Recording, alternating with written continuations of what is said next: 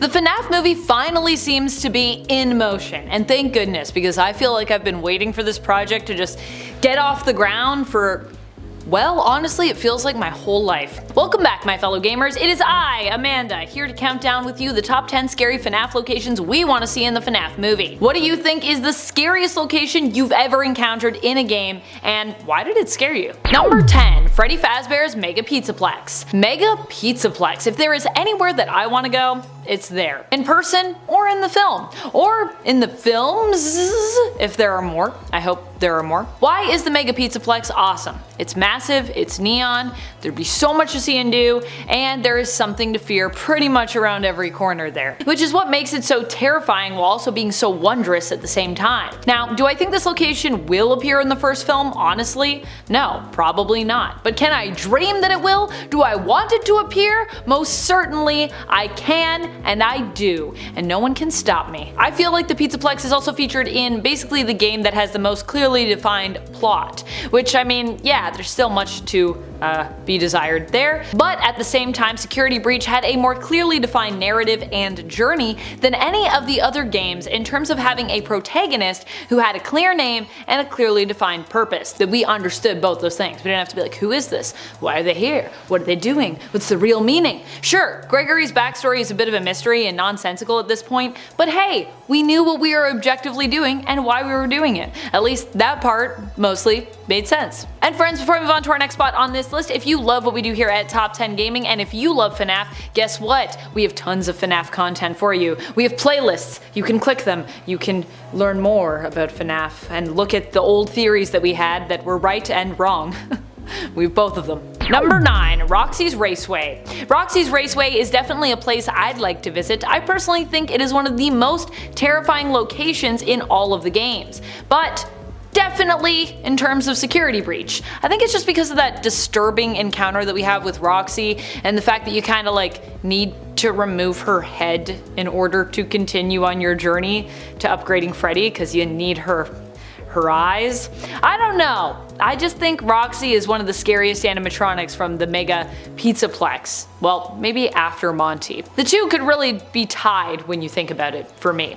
I mean, Monty has, you know, kind of that rage, but Roxy, I don't know if she has a really creepy voice to me. I'm not really sure what it is. She just creeps me out. Is it just me that thinks she has a creepy voice, or anyone else feeling that? I also feel like she's faster than the other animatronics, though I know that's probably not true. They're probably all the same speed. I think she just makes me want to run away more, you know what I mean? And that's not saying that she isn't without reason to love for those Roxy fans among you out there, but at the end of the day, she is still an animatronic who could kill you, and you know, for that reason, her and her Raceway are still terrifying to me. Number 8. West Arcade. Possibly the most terrifying sequence in Security Breach has to be the West Arcade, and I think that's an area from that game we'd all like to see brought to life in the films at some point. I'm saying films because I'm already assuming that Five Nights at Freddy's will be a smash hit, a box office success, and will turn into not just a successful game and book franchise, but also into a successful film franchise as well. I mean, I know eventually we're going to have to see something like the epic sprawl that is the Mega Pizzaplex, and I am here for that. Especially if it involves the terrifying feeling we all got when running from DJ Music Man, and later returning to find him weirdly chill and just kinda like DJing afterwards. I mean, it's probably one of the most frightening sequences in this game, and I want to see how they bring this massive animatronic to life and potentially that whole sequence to life, whenever they get around to it, of course. Although, how cool would it be if we got a teaser for the Mega Pizzaplex at the end of the first film? I mean, that'd be pretty cool.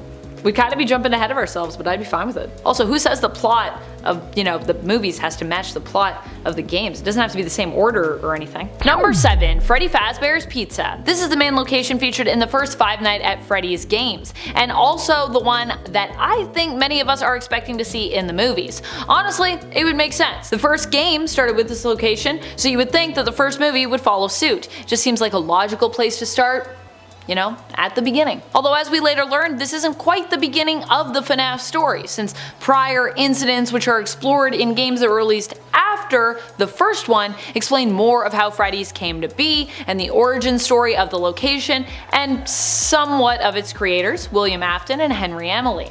Still, this is where it all started with that first game, so I have to assume we'll be seeing this location come to life first. Although when the movie takes place in regards to Freddy Fazbear's Pizza's history, it should be a very interesting revelation for us. The first game takes place when this location has mostly fallen into disrepair, neglect, and is likely less popular than it once was, due to all the negative press surrounding it. It also seems to take place at a time when obviously William Afton isn't really there, and we know William Afton's in this movie, so I don't know. Seeing the location at the height of its popularity instead would be pretty interesting. Number 6. Pirate Cove. Pirate Cove is a scary area, I suppose, but mainly I just want to see what is behind the curtain.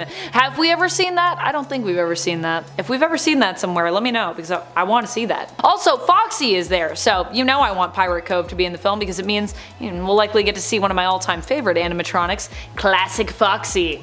I love Foxy, and after Security Breach, while I love Monty and Roxy as animatronic additions, I gotta say I still miss Foxy and Bonnie. Sorry Bonnie, you're great too. Pirate Cove is only ever seen in the games from the outside. We see closed purple curtains decorated with stars that are firmly closed. When Foxy begins to emerge, if you don't check on him often enough, we then see his hooked hand appear and he'll peek out at us on the camera before eventually sprinting towards the office to accost the player.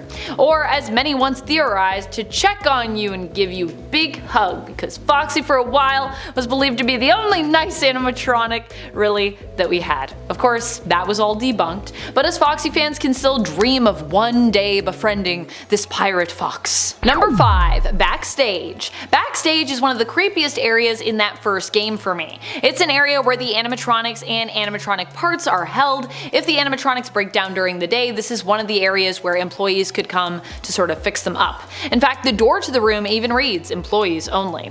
The backstage is an interesting area, as while it serves a similar purpose to what we consider to be the back rooms in some locations, allowing for repairs, I've always thought of it as more of a storage area, kind of like, like a little green room for animatronics where minor repairs happen and where employees can come to check on the animatronics and make little modifications to them if they have a small glitch, and make sure they're there for when the show starts, because I imagine the backstage area leads to the stage because it's the backstage. But the back rooms I've always thought of as more of Afton's hidden away private area where more in-depth repairs would take place and where unspeakable horrors would happen. Now that being said, the backstage area is still pretty creepy on its own, especially in FNAF 1 when animatronics can kind of just begin to move around in there and then pop up in front of the camera yikes. Number 4. Backrooms. The Backrooms. I mean, obviously with William Afton being the central antagonist, presumably, of the film, I think we are all still hoping to see the Backrooms in some capacity. The Backrooms are extremely important to the lore of FNAF. This is the place where William supposedly took his victims, where he ended many of their lives, and also hid their bodies by stuffing them inside animatronic suits. Not only that, but the Backrooms are also where William Afton met his untimely end. They are super important to the story of William Afton, that's for sure, and they are where many unspeakable things seem to have happened. I guess I should have said one of his untimely ends, because William Afton has had many untimely ends, but I digress. This is also probably one of the spookiest areas in the games. Phone Guy alludes to this area, and it seems as though he also meets his untimely end there as well, based on the recordings that we hear. Number 3. Circus Baby's Entertainment and Rental. Sister Location is obviously one of my favorite locations among the Five Nights at Freddy's franchise. It's one of my favorite games. It's just, I don't know, it's one of the creepiest ones for me, and I also like how we don't really know whose side some of the animatronics are on or who we can trust here. Can we trust anyone? There's more of a sense of isolation as well from the real world that I think is really eerie, because we kind of have to go down an elevator to even get there, and then we gotta crawl around in the vents to even get in. While I don't expect this location to appear fully in the first Five Nights at Freddy's film, I do think it is a location that could be alluded to or simply hinted at. I wouldn't be surprised if the sister location ended up being an Easter egg. I just think that Circus Baby's Entertainment and Rental is one of those locations where it's very easy to feel a horror movie could be set there. The whole sister location game feels the most like a horror movie plot to me. A workplace where things go from weird to weirder, where there are secrets around every corner, you don't really know who to trust, and where everyday situations are overshadowed by a sense of dread. Menial tasks, or seemingly menial tasks, become life or death, and yet you keep being pulled, being called back to this place for some reason. This holding center for animatronics that feels inescapable, both for the protagonist and seemingly for the antagonists themselves. I love haunted house films, and the sister location, while very different, kind of gives off those vibes to me. Number 2, Scooping Room. Possibly one of the most terrifying places in all of the games to have ever appeared, and I would say even in like all of the books. This place is pretty creepy. The Scooping Room is in essence the place where we go when we realize, uh-oh, it's too late, we've made a mistake. Well, at least you know that fateful final time, depending on the decisions that you make in sister location. Honestly though, even the first time, it's a pretty terrifying place to be at. I genuinely think this location could appear in the movie, despite the fact that it's actually from another location entirely that, as I said previously, I don't really seriously think will be featured in the first Freddy's film. If we're going to what I assume will be a traditional Freddy's, and perhaps even getting an origin story of it, this specific location could still be featured as kind of like a Frankenstein added in element to the Freddy's that we're gonna see. After all, the Scooping Room is kind of presented to us as a repair room, a place where malfunctioning animatronics get scooped out and then, ideally, rebuilt. I feel like the threat of this room is simply too great for it to not be included in the film, or at least in some way, you know, alluded to. Even if none of our main characters have to face the perils of the Scooping Room in the first film, there are others who can meet their end here, or perhaps we could just have the room alluded to and established for future follow-up films. A little, you know, teaser of things to come. Things to be scooped. Number 1, the vents. The vents are probably one of the most terrifying places in general among any of the games. At least any of the games where, you know, vents are involved.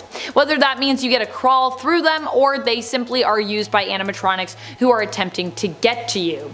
Either way you slice it, vents are pretty dangerous. Either there is someone coming out of them to mess with you like Balloon Boy, or kill you like, well, I mean any other animatronic really pretty much that uses the vents, or you are attempting to crawl through them yourself while avoiding other animatronics that might be in them with you. Anyways, I hope there is at least a moment where someone or something uses the vents in the film, a la he's in the walls, but instead, you know, like they're in the vents, or like, oh no, we have to go in this vent. Oh, vents, they're creepy. I would never crawl through a vent myself. Thank you so much for watching. I can't wait to see this movie when it comes out and what direction it decides to take when it comes to our film's plot. I'm very excited and I hope you are too. Until next time, keep on gaming on. Pew pew!